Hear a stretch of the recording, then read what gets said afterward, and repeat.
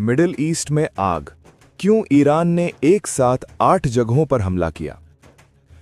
मध्य पूर्व की धरती पर हमेशा से तनाव रहा है, लेकिन एक दिन ऐसा आया जब पूरी दुनिया की नजरें इस इलाके पर टिक गईं। अचानक खबर आई कि ईरान ने एक साथ 8 अलग-अलग जगहों पर मिसाइल हमला कर दिया। सायरन बजने लगे, आसमान में मिसाइलें दिखाई देने लगीं और कई देशों में डर का माहौल बन गया।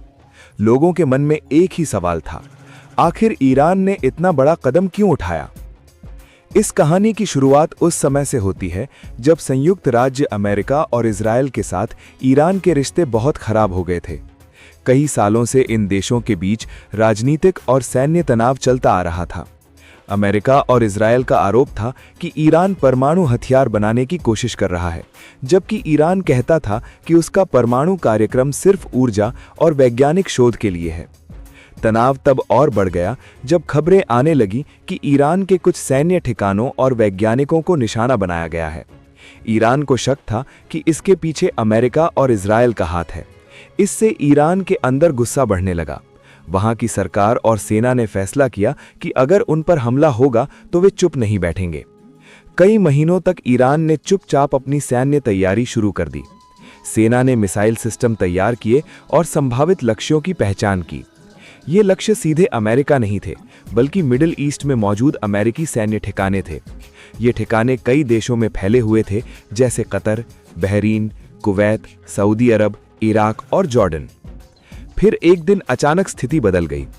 रात के समय आसमान में कई मिसाइलें दिखाई दी।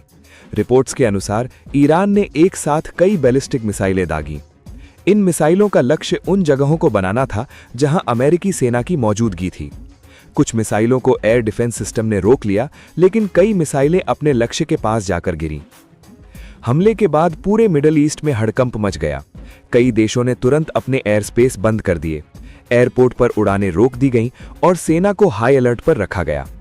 लोगों को डर था कि कहीं यह हमला एक बड़े युद्ध की शुरुआत न बन जाए। ईरान की सरकार ने बाद में बयान जारी किया कि यह बदले की कार्यवाही था।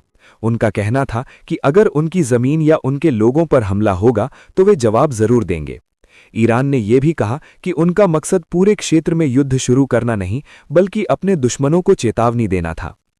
दूसरी तरफ अमेरिका और उसके सहयोगी देशों ने इस हमले की कड़ी निंदा की।